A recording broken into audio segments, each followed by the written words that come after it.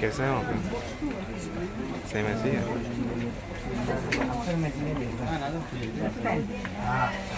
Recording होती है क्या?